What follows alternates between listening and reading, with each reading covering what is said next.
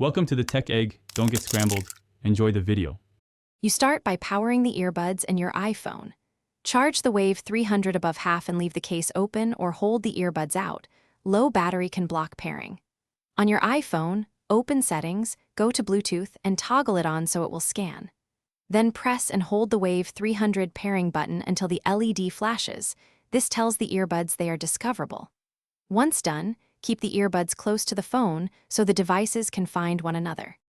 Now focus on the iPhone screen and the pairing flow. Under Bluetooth, watch the list for JBL Wave 300 to appear in other devices. If it's slow, pull down to refresh. Tap the name to start pairing and you'll see a connecting animation. Wait until it says connected. If a pairing prompt or permission appears, accept it.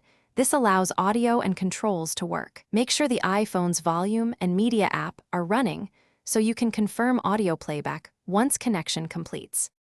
Finish by verifying sound and controls.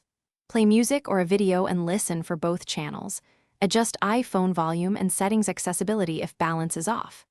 If the Wave 300 won't connect, go to Bluetooth, tap the info icon next to the device, choose Forget this device, then repeat pairing. This clears stale profiles. If problems persist, reset the earbuds by holding the pairing button for about 10 seconds to fully power cycle their firmware. This usually clears glitches and lets you start fresh. Thanks for watching. Consider subscribing if I helped unscramble your problems.